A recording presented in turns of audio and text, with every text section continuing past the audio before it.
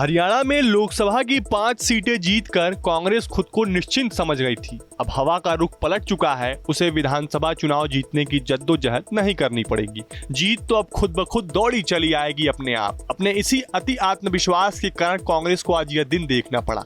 आगे कांग्रेस को और भी अगर मुश्किलों का दिन देखना पड़े तो यह आश्चर्य की बात नहीं होगी। कांग्रेस को इससे भी उम्मीद थी कि हरियाणा इस बार अपनी परंपरा तोड़ेगा और 1967 से अब तक हरियाणा में किसी एक दल को तीसरी बार सरकार बनाने का मौका नहीं मिला। एग्जिट पोल और चुनाव अनुमानों ने इस मिथक को भी मनोवैज्ञानिक भूमिका रही होगी, पर भाजपा की कुशल चुनावी रणनीति ने मिथक को तोड़ दिया।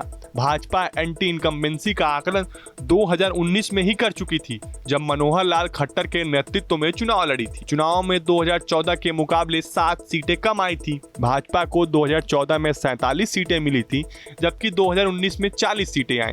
भाजपा ने दूसरे कार्यकाल के मध्य में ही उन्हें सीएम पद से हटा दिया। उनकी जगह भाजपा ने ओबीसी वर्ग से आने वाले नायब सिंह सैनी को मुख्यमंत्री बनाया। उन्होंने एंटी इनकम्बेंसी की दिशा पलट दी। भाजपा ने बेरुखी से अपने कई विधायकों के टिकट भी काट दिए। भाजपा ने हरियाणा की जीत को नवंबर में होने वाले झारखंड और महाराष्ट्र विधानसभा चुनाव के मॉडल के रूप में पेश करेगी। भाजपा बताएगी कि हरियाणा में लोकसभा की 5 सीटें छीनने के बाद विधानसभा चुनाव आते आते मतदाताओं को समझ आ गया, भला भाजपा से ही हो सकता है। कांग्रेस ने हरियाणा में पराजय को तो पहले सरकार का तिकड़म माना। ईवीएम की बैटरी की खोज कर चुनाव आयोग पहुंच गई। कांग्रेस हालांकि जब समीक्षा की तो कमजोरी पता चल गई। राहुल गांधी ने माना कि यह हालत इसलिए हुई कि वहां के नेताओं ने पार्टी हित को परे रखकर निजी फायदे को ऊपर रखा। यानी कांग्रेस ने अब अपनी हार के कारण तलाश ली है। ईवीएम पर गड़बड़ी की आरोप अब बेमानी हो गई है।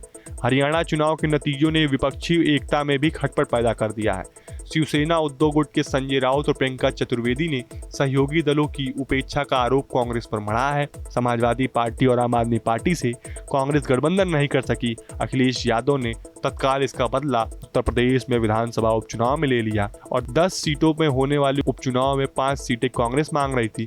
अखिलेश ने 6 पर अपने उम्मीदवारों के नाम की घोषणा कर दी।